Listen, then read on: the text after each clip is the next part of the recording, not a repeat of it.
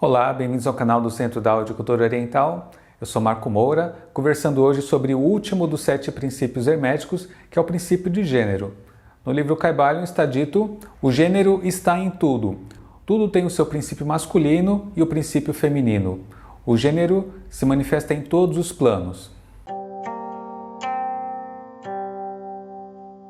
O princípio do gênero está diretamente relacionado com o princípio da polaridade, onde aqui esses dois polos estão contextualizados em uma situação de gerar algo novo, seja uma nova cria, um filho, um novo projeto, uma nova ideia, porque o gênero se manifesta não apenas no plano físico, como nós conhecemos do macho e fêmea, masculino e feminino, nas funções biológicas, do plano físico, mas também no plano mental existe uma correspondência e no plano espiritual também. Sempre que algo novo surge, está por trás esses dois princípios. O princípio masculino e o princípio feminino combinam-se para formar algo novo, sendo que a função do princípio masculino é implantar, e aí o princípio feminino vai gestar. Então ele tem a função da gestação, que essa semente trazida pelo princípio masculino vai então ser desenvolvida. E sempre esse princípio masculino e feminino vão estar combinados durante todo o processo, enquanto essa nova vida está em desenvolvimento, enquanto ela ainda é dependente. Então a função masculina, pelo menos quando a gente observa na natureza, na função biológica, o masculino ele tem a característica de caça, agressividade para conseguir trazer o sustento para a fêmea e para a cria, E a fêmea então tem essa característica mais do amparo, do cuidado, a delicadeza que envolve essa figura feminina. Então, desde a concepção desse novo ser, durante toda a sua fase de desenvolvimento, a nutrição, o amparo, as instruções, até ele se tornar independente, o princípio feminino e o masculino têm uma tarefa, uma responsabilidade em relação a esse ser. E trazendo isso para o plano mental, o plano das ideias, dos pensamentos, a gente tem sempre uma ideia inicial ou uma intenção e depois isso é desenvolvido. A nossa mente, ela também é um campo fértil que tem esse princípio feminino para que essa ideia se desenvolva.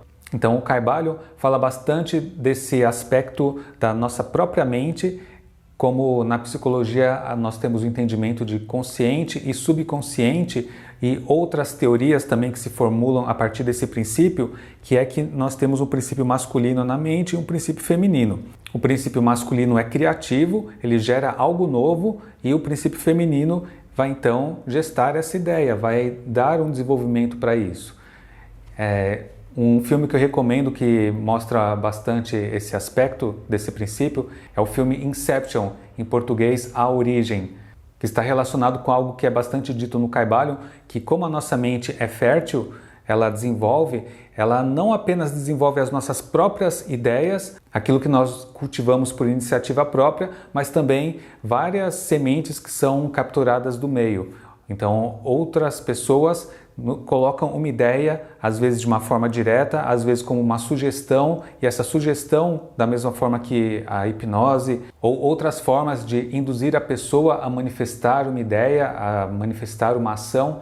Esse é o princípio feminino em ação. Então a nossa mente se torna condicionada apenas respondendo a estímulos que são provocados pelo meio, ou de uma forma passiva, onde nós não temos total consciência daquilo que está acontecendo.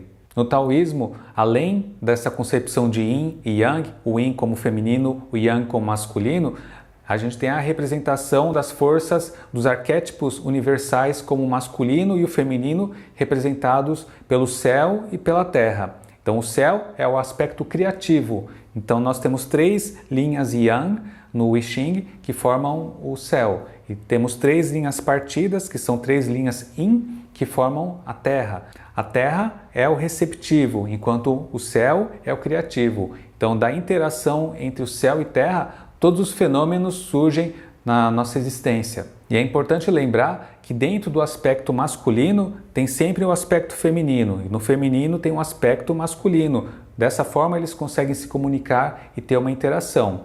Então, é a bolinha no meio do yin e a bolinha no meio do yang. Isso permite a combinação e essa harmonia entre os dois gêneros. No budismo, nós, no princípio anterior de causa e efeito, falamos de causas e condições que geram os efeitos, né? Então, o efeito é produto dessa combinação de causas e condições. Então, aqui a causa tem um aspecto masculino, como a semente, e as condições são as causas no seu aspecto feminino. Então, essa combinação gera os frutos. E nesse aspecto da nossa própria mente, tendo essa dualidade do aspecto masculino e feminino, no budismo, na filosofia Yogacara do budismo, existe essa ideia de que a nossa consciência é formada por alguns subtipos.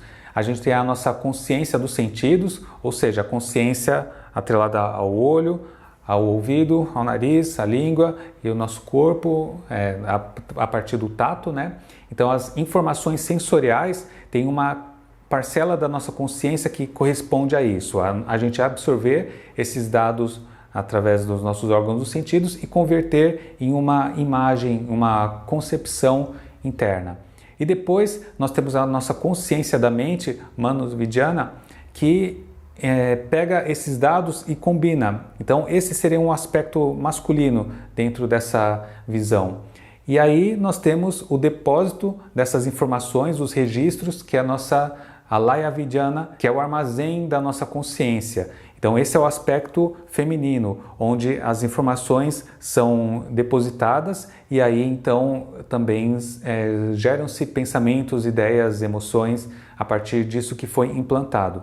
Então a gente tem o aspecto masculino, que combina essas informações dos nossos órgãos sensoriais e também as nossas ideias, e aí o fluxo desse processo cognitivo cai na nossa memória, na consciência armazém, que é a Alaya Vidyana.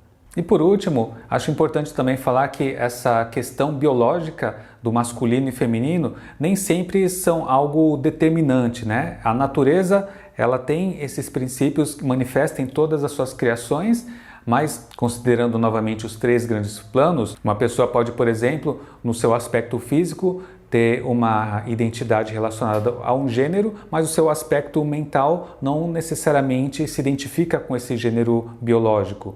Então, no aspecto espiritual também, a gente pode manifestar de outras formas, então nós temos características na nossa personalidade mais yang, mais yin, mais feminino ou mais masculino, e na verdade é uma questão de dosagem desses aspectos. A gente nasce de uma forma determinada biologicamente, mas a nossa mente ela não está presa a um formato tão restrito. Então tudo é mais volátil no aspecto mental. Então a gente pode transformar muitos aspectos físicos através da geração mental. Uma nova ideia, uma nova maneira de pensar, um novo comportamento. Enquanto a gente fica submisso às condições físicas, instintivas, aos nossos condicionamentos, a nossa mente também fica restrita e a gente não desenvolve.